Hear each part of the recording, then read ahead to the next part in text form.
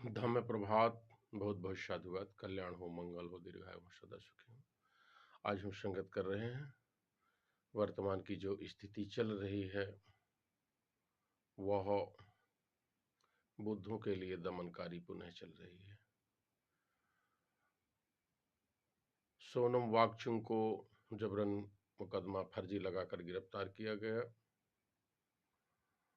CJI Gavai के ऊपर जूता फेंका गया, जूते से अपमानित किया गया।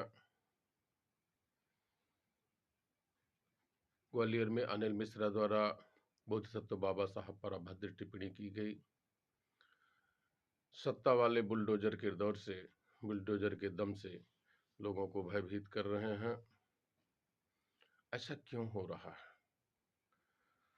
इसके लिए आपको अतीत में जाना पड़ेगा, और जब हम अतीत में जाते हैं तो हम बुद्ध की शिक्षाओं के बदौलत भारत स्वर्णिम युग रहा, गौरवशाली अतीत रहा, ज्ञान और विज्ञान धन धान से परिपूर्ण रहा।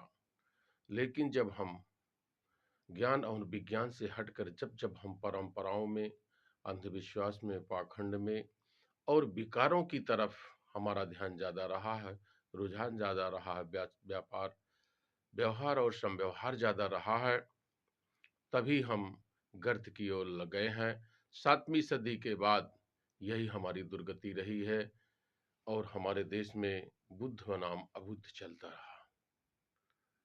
विज्ञान के प्रभाव से, टेक्नोलॉजी के प्रभाव से आधुनिक युग में समूचे वर्ल्ड में जो विज्ञान का दौर आया, इस कारण से 1947 के बाद, 18वीं सदी के बाद कह सकते हो, जो विज्ञान का दौर आया है, उस कारण से लोगों के अंदर तर्क पैदा हुआ।